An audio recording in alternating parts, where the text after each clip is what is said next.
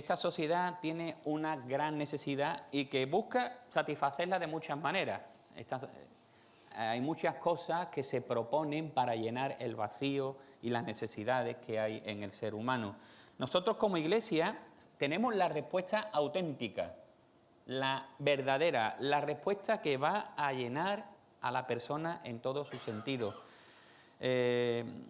Vamos a ver qué dice el pasaje y después seguimos avanzando. Vamos a Lucas, Evangelio de San Lucas, capítulo 10, versículo 25. Lucas 10, 25.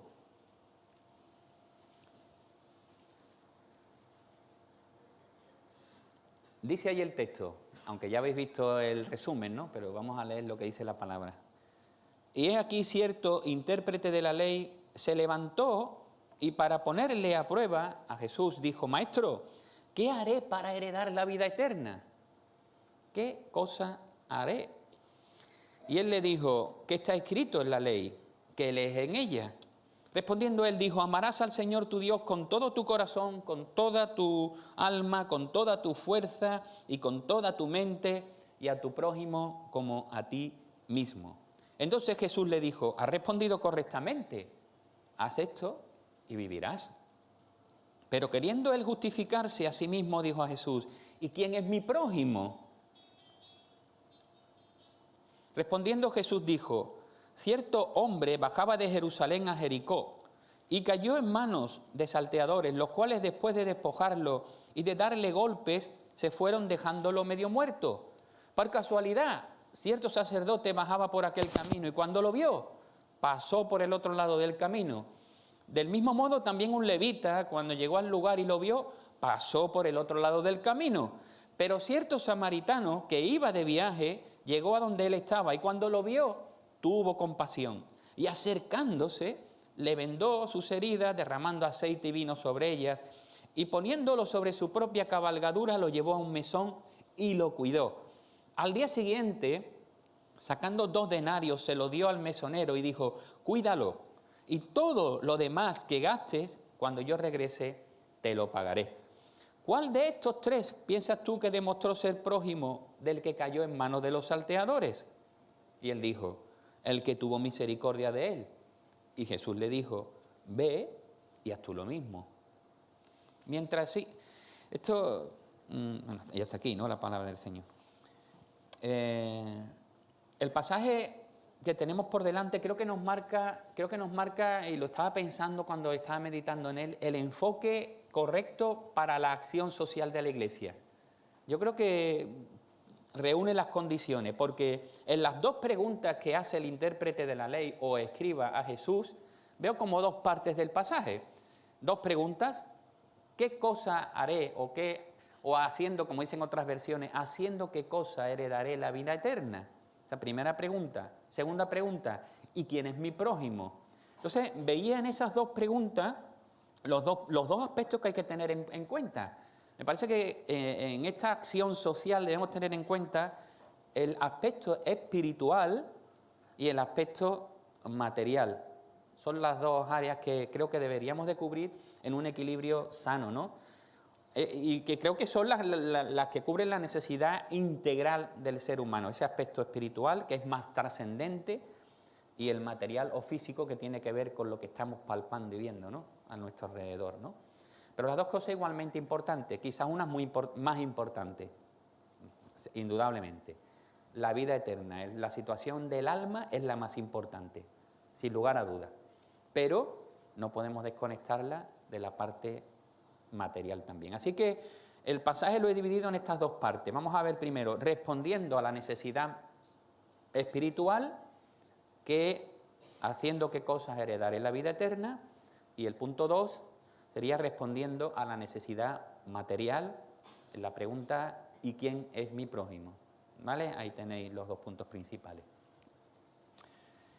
Bueno, el intérprete de la ley hace esta pregunta: ¿haciendo qué cosa heredaré la vida eterna? Esta es una pregunta que dice el texto que el intérprete de la ley le hizo a Jesús para ponerlo a prueba. Es tremendo cómo los escribas, fariseos, que eran los que interpretaban la ley y todas las tradiciones que ellos además se habían ocupado en añadir, estaban buscando siempre a Jesús para ver en qué ocasión podían hacerle caer, para acusarle. Y aquí este hombre, me cuesta trabajo creer que ponerlo a prueba es para ver cuánto sabía Jesús de la ley. Creo que la idea, la mentalidad y cómo se movían era buscar una ocasión para acusarle. Y era habitual en este grupo de religiosos. Hay muchos pasajes, yo no puedo parar a compartir todos los textos que tengo para demostrar lo que digo, pero si queréis pues doy nota. Si nos damos cuenta, el enfoque en la pregunta está en el hacer algo. ¿Veis? ¿Qué tengo que hacer para heredar la vida eterna? Esa exactamente es lo que el enfoque de los fariseos y de los escribas. A lo largo del tiempo se habían ocupado de hacer que la ley tuviese tantas explicaciones y sacaron tantos mandamientos explicando todos los detalles de la ley, porque querían tener un manual que fuese muy concreto y específico para cada una de las situaciones de la vida, y ellos entonces tener muy claro, ciñéndose a este manual, qué podían hacer y qué no podían hacer. Y entendiendo que estaban cumpliendo con todos los detallitos que tienen ahí apuntados, pues entonces pueden decir, estoy cumpliendo con la ley de Dios, voy a ir al cielo. Este era el plan de los escribas y fariseos, ¿no? A lo largo de la historia humana, el hombre ha buscado a través de las religiones hacer cosas meritorias para obtener el favor de Dios. Esto ha sido siempre, y esto es lo que hace la religión. ¿Qué hace? Vamos a hacer una escalera buscando cómo yo puedo, a través de mis méritos, de mis obras, llegar al cielo. Nosotros ya sabemos que esto no es así. Nosotros sabemos que es al contrario, es Dios el que manda a su Hijo a venir del cielo a nosotros para solucionar el problema. Pero ellos tenían ese enfoque y esa mentalidad. Y Jesús lo va a llevar al corazón mismo de la respuesta, haciéndole una pregunta a él. Esto era muy típico de Jesús. Le hacían una pregunta y él respondía con otra pregunta. Y hacía reflexionar y hacía pensar, ¿no? ¿Qué le pregunta a Jesús? ¿Qué dice la ley? Tú eres un intérprete de la ley, tú eres un escriba. ¿Qué dice la ley? ¿Cómo lees? Yo creo que se quedaría un poco extrañado en principio de que Jesús manifestara compromiso con la ley, porque ellos pensaban que Jesús no había venido, o que era un revolucionario, o que era alguien nuevo, un maestro nuevo, que no le prestaba atención a la ley. No, para él no tenía importancia, pensaban ellos, pero Jesús dice que él ha venido a cumplir la ley, no a deshacerla. Pero la ley, el problema es que había un montón de cosas que ya no eran la ley, eran las tradiciones de hombre, que invalidaban la ley ocupando el lugar que la ley tendría que tener en el corazón de ellos. Ahí había un debate grande, ¿no? Ahora, el escriba responde bien. ¿Sabe qué le responde? Bueno, ahí está. Amarás al Señor con todo tu corazón, con toda tu alma, con todas tus fuerzas, con toda tu mente, y a tu prójimo como a ti mismo. Algunos comentaristas piensan que la expresión esta de cómo lees se podría también traducir o cómo recitas. Y eso hace referencia muy bien a esa profesión de fe que hacían los judíos, que se llama el Shema, que está en Deuteronomio capítulo 6, versículos 4 y 5. Oye Israel, Jehová uno es, y amarás a Dios con todo tu corazón. Eso lo recitaban ellos 2 veces al día. Posiblemente Jesús le está diciendo, bueno, ¿qué dice la ley? Tú la conoces bien, tú la recitas, que es lo que tú dices cada día. Y este hombre, el escriba, pues le responde con la palabra de Dios, ¿no? Después inserta otro texto, otra parte que viene de la ley también, del libro de Levítico, capítulo 19 y versículo 18, que tiene que ver con el prójimo. Así que une como 2 pasajes de la ley y hace una única frase, y eso era muy común también. Los escribas solían hablar cuando dialogaban, cuando debatían de las cosas teológicas, pues ellos usaban textos y muchas veces usaban de varios pasajes y lo usaban juntos, ¿no? En una misma expresión. Nosotros a veces también hacemos eso, usamos varios textos que se nos vienen a la mente para unir un pensamiento. Eso era muy común en ellos también, entre los escribas, ¿no? Está claro que el intérprete conocía bien la ley. De hecho, ¿sabéis lo que le dice Jesús? Bien has dicho. La ley la conocía muy bien. Bien has dicho. Y el mismo Jesús da la misma respuesta. Y en Marcos 12, cuando también le preguntan a él, algunos de los escribas, él dice, mira, los 10 mandamientos de Dios se resumen en esto. La primera parte de la ley que tiene que ver con el amor a Dios y la segunda parte de la ley que tiene que ver con relación en el amor al prójimo. Y Jesús lo dice y lo resume igualmente, amarás a Dios sobre todas las cosas y al prójimo como a ti mismo. Ahí está haciendo un resumen de las 2 partes de la ley en esta misma expresión. Así que Jesús dice, está bien, lo que has dicho es correcto. Este tipo de amor del que habla aquí, amarás al Señor, tu Dios, con todo tu corazón, es una palabra en el griego importante, ya la conocéis a lo mejor mucho, es la palabra ágape. Es un amor profundo, es un amor, no es el amor que tiene que ver con las relaciones entre padres e hijos, el amor entre parejas, no, es el amor a Dios, es el amor que da sin esperar recibir nada a cambio, es el amor que se entrega, es el amor más profundo, el más sublime, ¿no? Es un amor el que tuvo Dios por nosotros, que se entregó. Y a un amor así de entrega de Dios por nosotros, la respuesta que se espera es que nosotros igualmente tengamos un amor igual hacia Dios, tengamos una entrega igual hacia Dios, ¿verdad? Fijaos en la respuesta que da el escriba, he marcado en rojo, 4 veces aparece ahí todo, todas. Es importante. Es la totalidad, hace referencia a la totalidad de nuestro ser a la hora de amar a Dios. Hay un texto, lo voy a leer porque el apóstol Pablo lo marca muy bien en 2 de Corintios capítulo 5, versículos 14 y 15, la idea. Dice allí, pues el amor de Cristo nos apremia habiendo llegado a esta conclusión, que uno murió por todos, por consiguiente todos murieron, y por todos murió, y ahora aquí un propósito, para que los que viven ya no vivan para sí, sino para aquel que murió y resucitó por ellos. Ahí lo expresa perfectamente. Lo que Cristo pide de nosotros no es más ni menos que nuestra vida entera. O sea, no es un por ciento, no es algo, una parte, no es algo de mi tiempo, no es algo de mi vida, no es algo de mi intelecto. Es nuestro ser en respuesta activa al amor de Dios que ha tenido por nosotros.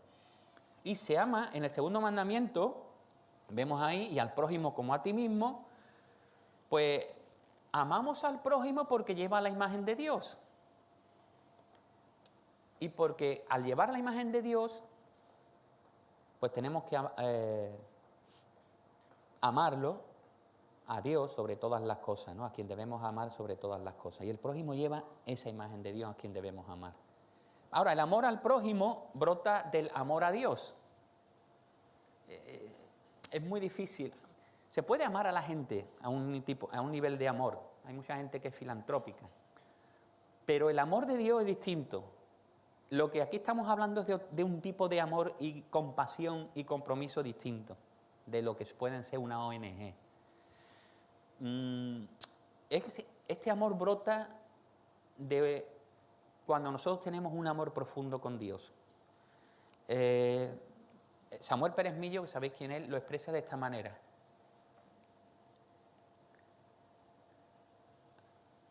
Dice él, al presentar en la respuesta los 2 mandamientos unidos, el experto en la ley pone de manifiesto que el amor al prójimo no puede disociarse del amor a Dios. Ambos son distintos en razón del destinatario, pero los 2 son una unidad indisoluble. Quien no ama al prójimo no puede amar a Dios, porque el amor con que se ama al prójimo procede de Dios, quien lo orienta a ese fin. El compromiso no está en cumplir uno y dejar el otro, sino en cumplir los 2. Algunos religiosos sienten el orgullo de amar a Dios sobre todas las cosas, religiosos, pero no tienen en cuenta el amor al prójimo como a uno mismo. Otros buscan guardar el segundo, pero se olvidan del primero. Es necesario entender que no hay verdadero amor a Dios sin amor al prójimo, y no se puede amar sinceramente al prójimo si no se ama plenamente a Dios. Esto lo expresan las Escrituras, el apóstol Juan es clarísimo en este asunto. Muchas veces nosotros pensamos que amamos a Dios, pero no somos capaces de ayudar a la persona que tenemos al lado, sea marido, esposa, hijo vecino, compañero de trabajo, etcétera, etcétera. Vamos abriendo el círculo. Es imposible, o sea, es imposible, es posible, pero no es lo que Dios está esperando. Entonces, está muy unido el amor a Dios y el amor al prójimo. Tienen que estar los dos siempre, siempre unidos. Ahora, mirad la clave, me llamó la atención porque la clave, bueno, Jesús es el maestro por excelencia. La clave está en la segunda parte de la respuesta del Señor, que le hace al intérprete. Le dice, bueno, esto está muy bien, conoces muy bien la ley. Ah, pues mira, haz esto y vivirás. Uf. Ya empieza el escriba a ponerse nervioso, me parece.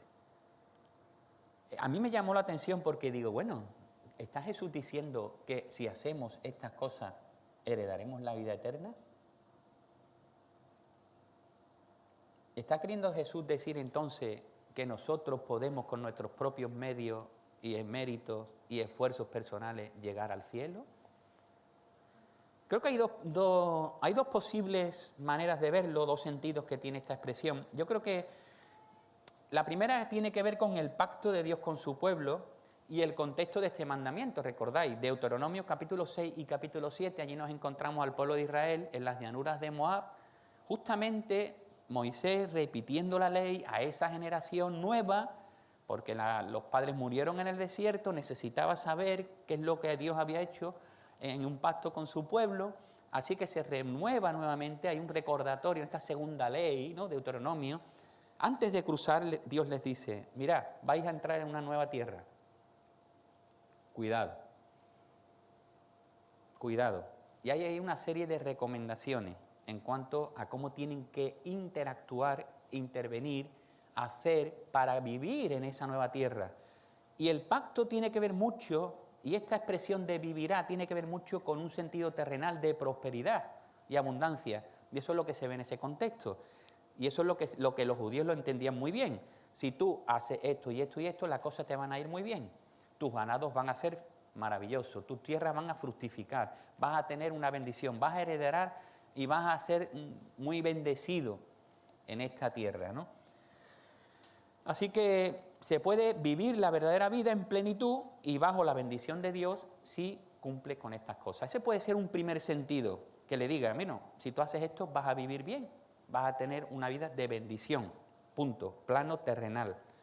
Pero en el sentido definitivo y de la vida eterna, este segundo, digamos, matiz y que tiene que ver con la pregunta, quien cumpla con lo que ha citado el intérprete podrá tener la vida eterna. Si tú eres capaz de amar a Dios con todo tu corazón y con toda tu alma y con todas tus fuerzas y con toda tu mente y a tu prójimo como a ti mismo, vas al cielo. Ahora, ¿quién puede cumplir con estos mandamientos? ¿No hay alguien? Ese es el problema. Por eso Jesús le dice, bueno, haz esto y vivirás. Ahí hay mucho de, en esta conversación, mucho de entendimiento y mucho de... Ellos, claro, hay que meterse en el contexto, en su mundo, en su vida, ¿no? Pero es muy interesante. Evidentemente este intérprete, al igual que todos los que han vivido, pues no pueden cumplir con amar perfectamente a Dios y a las demás personas. La Escritura afirma que nadie puede. Ya lo dice la palabra de Dios, todos somos culpables ante Dios por no cumplir la ley moral. Nuestra propia experiencia da fe de ello, tampoco tenemos que irnos más lejos. Todos sabemos que somos pecadores. Dice el apóstol Pablo en Gálatas 3:10, porque todos los que dependen de las obras de la ley están bajo maldición, pues escrito está, maldito todo aquel que no permaneciere en todas las cosas escritas en el libro de la ley para hacerlas. Y eso también tiene una referencia al libro de Deuteronomio 27-26. Así que otros textos, todos pecaron en consecuencia. Mirad, todos pecaron y están destituidos de la gloria de Dios. Romanos 3:23, por lo que no hay justo ni aún uno. No hay ninguna persona que voluntariamente pueda presentarse delante de Dios y dice, mira, Señor, yo te he amado a ti perfectamente y al prójimo como a mí mismo. Nadie, todos estamos desechados. La idea es que el intérprete pudiese ver su condición, su incapacidad, para cumplir con los requisitos de Dios y se acercará a Jesús con arrepentimiento y fe. Que pudiese reconocer su pecado personal, que pudiese clamar por misericordia y entender que solo por medio de la fe podía llegar a ir al cielo, a tener la vida eterna, aceptando al Señor Jesús, ¿no?, como Salvador, como único sacrificio por el pecado, como estamos recordando en esta mañana, ¿no? Para los creyentes, para aquellos que se arrepienten, Dios hizo que su Hijo, fijaos, 2 Corintios 5, 21, al que no conoció pecado, por ellos, por nosotros, se hizo pecado, para que fuésemos hechos justicia de Dios en él. Ahora, ¿qué hizo el escriba? Bueno, pues en lugar de esto, de ver su situación y de buscar de Jesús la manera, ¿no?, o seguir en el diálogo, en fin, buscar cómo poder realmente solucionar su problema con Dios, seguía con su orgullo. El orgullo de querer ganarse el cielo por sus méritos. De ahí que el Evangelio diga que queriendo justificarse, decía el texto, y él queriendo justificarse, ahora busca de Jesús una respuesta para que se adapte a su religión, de ganar el cielo, ¿no? Y pregunta por su prójimo. Se quiere autojustificar. Mirad lo que dice el apóstol Pablo en Romanos, hablando de su pueblo, el libro de Romanos, hablando de su pueblo, los judíos, ¿no? Capítulo 10, mirad, versículo 1 al 3. Hermano, el deseo de mi corazón y mi oración a Dios es por ellos, para su salvación, dice el apóstol Pablo. Claro, yo quisiera que se salven, porque yo testifico a su favor de que tienen celo de Dios, pero no conforme a un pleno conocimiento, pues desconociendo la justicia de Dios y procurando establecer la suya propia, no se sometieron a la justicia de Dios. Porque Cristo es el fin de la ley para justicia a todo aquel que cree. Tremendo, ¿no? ¡Puah! El escriba hace una pregunta. Bueno, está bien, vamos a dejar este tema. Yo quizás no he actuado así, quizás no he amado a mi prójimo. Oye, ¿me puedes decir quién es mi prójimo? ¿Quién es mi prójimo? El concepto de prójimo era muy limitado para los fariseos. ¿Sabéis a quién consideraban ellos prójimo? A los que cumplían la ley y llevaban una vida conforme a la tradición de los ancianos. Así que los gentiles, los cuales llamaban pecadores, los publicanos, no eran considerados como prójimos. Hay hasta historias que son realmente fuertes del pensamiento del judío al que no es de su pueblo. Es tremendo, ¿no? Jesús cuenta esta narración para dar respuesta al escriba, y vamos a ver en esta narración que entramos ahora de pleno, aunque es muy sencilla, vamos a ver muy poco de ella, cómo nuevamente Jesús enfatiza el amor en acción. Yo creo que aquí el punto, hay un hilo conductor sobre el amor auténtico, que está por encima de lo que es la superficialidad, de lo que es la religión, de lo que somos nosotros mismos, de nuestros esquemas, de lo que pensamos. El amor auténtico y sincero. Yo creo que Jesús siempre va con esta idea, el amor auténtico. Ama a Dios y al prójimo de verdad, el amor.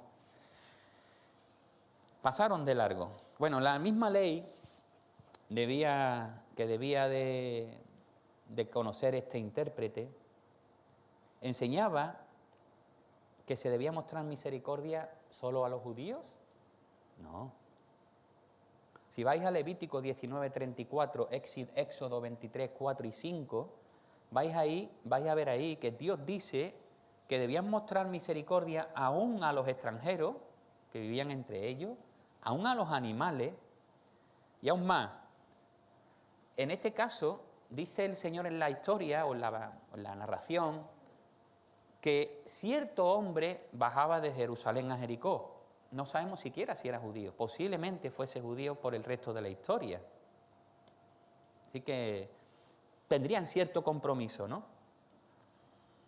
La misericordia es interesante. La etimología de la palabra del latín tiene que ver con un corazón inclinado hacia la miseria o las necesidades de los demás.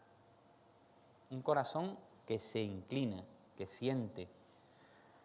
Así que el sacerdote, que era una persona que vemos que pasó de largo, o como dice la versión de las Américas, se fue al otro lado del camino, era una persona que tenía el oficio de ofrecer sacrificios a Dios. Una persona que tenía una gran responsabilidad en el templo. Posiblemente iban a Jerusalén, vivían en Jericó, ese camino lo harían frecuentemente, sacerdotes, levitas. Era un camino transitado, ciertamente peligroso, porque tenía mucho recoveco, pero era un camino transitado. Este sacerdote que ofrecía sacrificios a Dios pasó de largo. Digamos que en esta historia simplemente actúa como alguien de quien se esperaba que ayudara, pero que no lo hizo. Hay muchas explicaciones. ¿Por qué no se para el sacerdote y el levita? Bueno, sí, el motivo de la contaminación, el motivo del peligro que me pueden hacer algo, el motivo de muchas historias. Dejémoslo que se podía pensar en esta historia que, según lo cuenta Jesús, era una persona que se suponía que tendría que ayudar, pero que pasó de largo. Igualmente un levita era de los que ayudaban a los sacerdotes. Él también habría conocido muy bien la ley del Antiguo Testamento, ¿verdad? Yo creo que sí, en eso lo conocían bien. Y también sus requisitos de mostrar misericordia a los necesitados, también. Pero increíblemente, llegando cerca de aquel lugar y viendo al hombre herido, el levita también se negó a detenerse y ayudarlo. Y al igual que había hecho el sacerdote, pasó de largo. A pesar de la circuncisión que habían practicado, del conocimiento que tenían de la ley de Dios, de participar en el sistema religioso, tanto él como el sacerdote mostraron una evidente falta de misericordia. Me hacía una reflexión. ¿Cuán peligroso es sentirse autojustificado bajo el manto de la religión? Yo estaba pensando en mí, como cristiano evangélico. Pensar que hemos adquirido una serie de hábitos, de liturgia, de tradiciones cristianas, que quizás por estar incluido en este ambiente nos mantienen en el nivel de espiritualidad que agrada a Dios.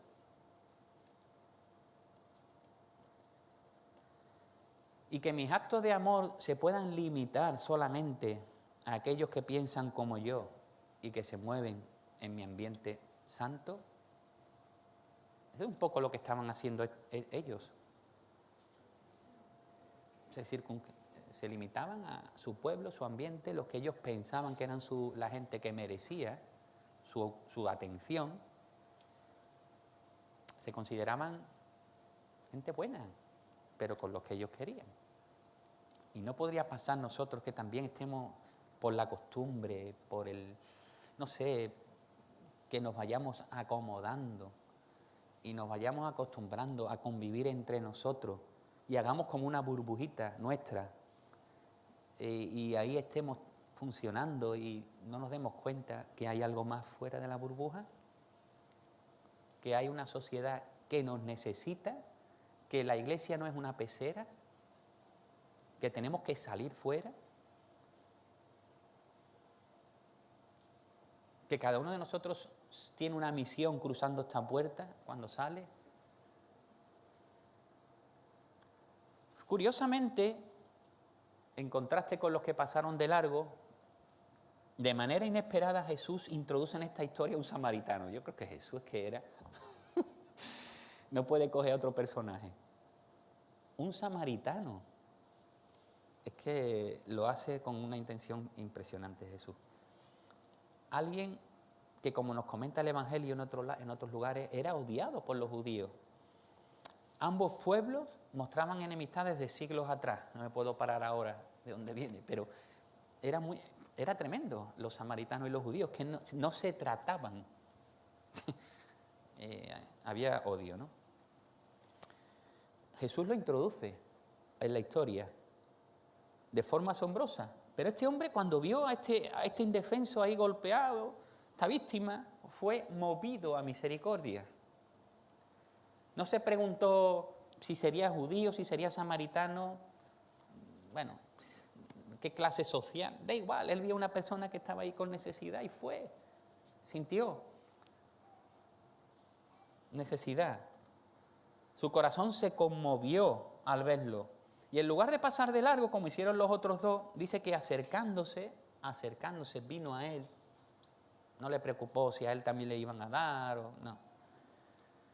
Y vio las heridas, las traumáticas, la palabra ahí es trauma, las lesiones que tenía, y el samaritano, pues ahí actuó, ¿no? ¿Veis? Vino, un poquito de vino, un poquito de aceite, curando, lo recompuso, vio que está con vida, ¿no? Lo llevó, lo puso en su, bueno, en lo que hemos visto, lo puso en su burro, su caballo, lo que fuese, y lo llevó a un lugar. Y no solo lo dejó ahí, sino que dio dinero, además, para que lo cuidasen, ¿no? No sé, lo mismo tendría confianza con el mesonero, oye, que si falta algo después te lo pago, sería alguien que pasaría por allí, un comerciante habitual, en fin. El problema es que este hombre tuvo misericordia, o sea, la situación es que este hombre tuvo misericordia, no fue como los otros dos. Una persona que tendría que tener muchos más problemas y prejuicios, lo hizo. Ahora, el Señor concluye la narración con unas palabras demoledoras. Se me ha pasado. Perdón. ¿Cuál de los tres piensas tú que demostró ser el prójimo? Ya se hay esa pregunta, ¿no? ¿Cuál de los tres piensas tú que demostró ser el prójimo del hombre herido? Yo creo que esta pregunta no tenía muchas más respuestas que la que dio el escriba, ¿no? El que usó de misericordia con él. Veamos hasta dónde estaba este hombre encerrado en sus prejuicios, que no quiso decir el samaritano. El que usó de misericordia con él. Tremendo, ¿no? Ahora, el Señor, como digo, concluye ahora sí con unas palabras demoledoras. Igual, ve y haz tú lo mismo. Aquí ya me quedé yo parado.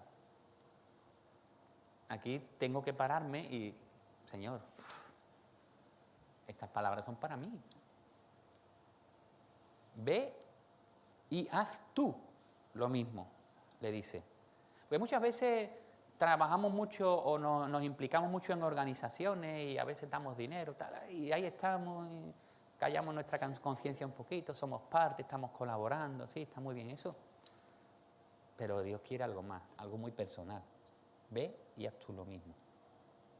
Yo creo que el tema del prójimo se mantiene muy bien la idea del uno a uno, del individuo, ¿eh? Aparte de que como iglesia vamos a hacer cosas, genial, porque unimos fuerzas. Pero creo que hay un llamado también personal a ser prójimo. Y además, fijaos cómo Jesús cambia la pregunta, que la cambia.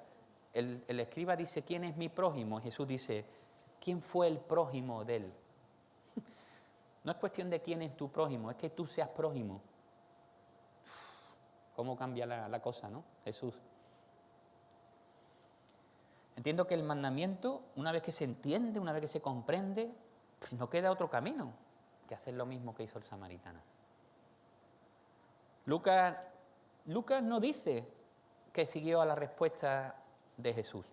Ahí se queda la historia en incógnita, ¿no? No sabemos si se produjo un cambio de orientación de este hombre, del escriba.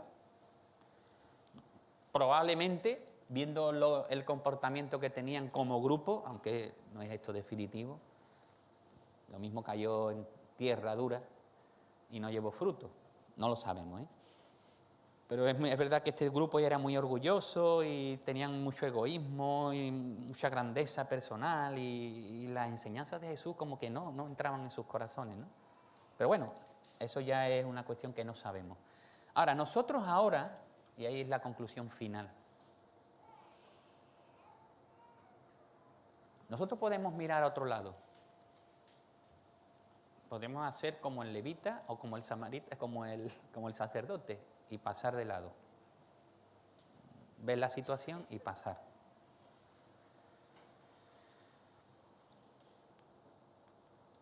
La pregunta, una de ellas, ¿usaremos de misericordia con el necesitado? Hay un comentarista que decía, la moraleja de la parábola del buen samaritano no es que un samaritano sea mejor que un sacerdote, ese no es el tema, sino que un samaritano amoroso es mejor que un sacerdote sin amor.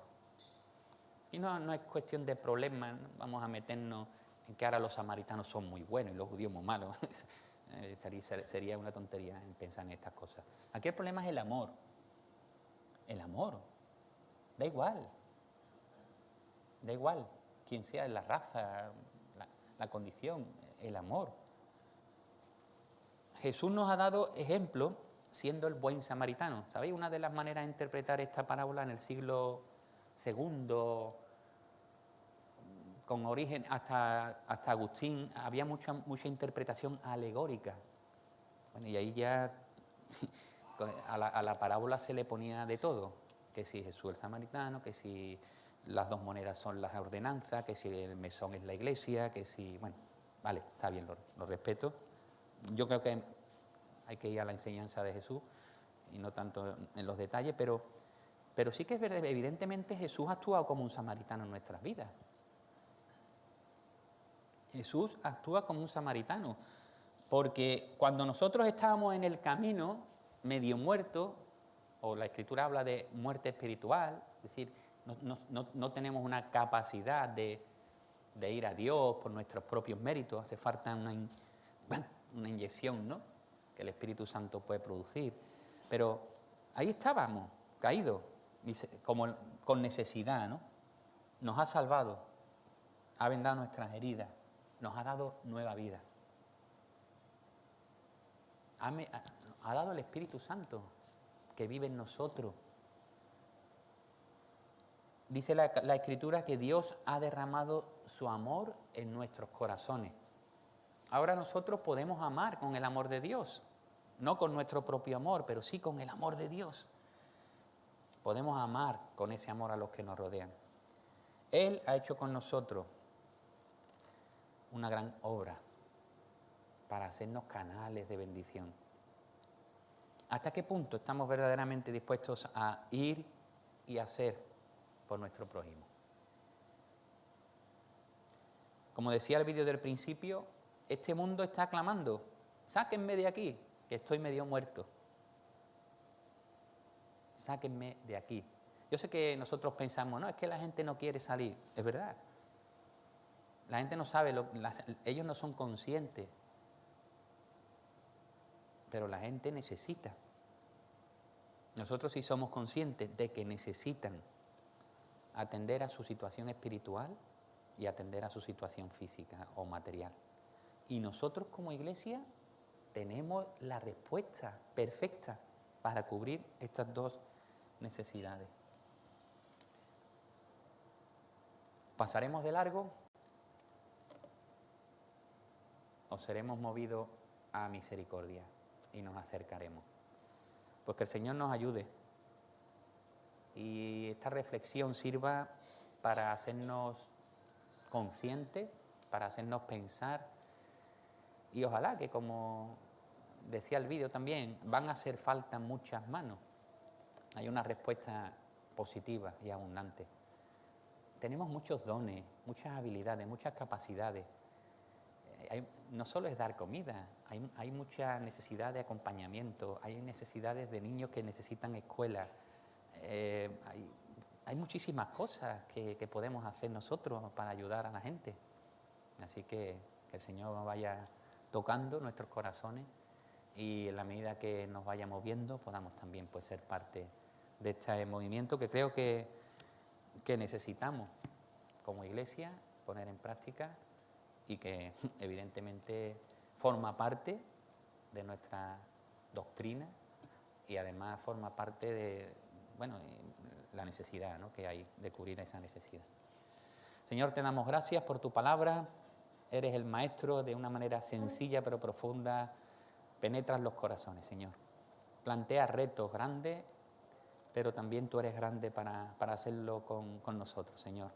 Así que lo que tú buscas, corazones sinceros, corazones dispuestos, que en humildad y con sencillez vayamos a ti dependiendo de ti, Señor, y tú puedas usarnos, Señor, tú puedas darnos las posibilidades y podamos ser luz y sal en medio de este mundo, ser luminares en medio de un mundo en oscuridad. Pues ayúdanos tú a cada uno de manera personal, también como comunidad, que juntos pues podamos reflexionar sobre este asunto y dar una respuesta. En el nombre de Jesús. Amén.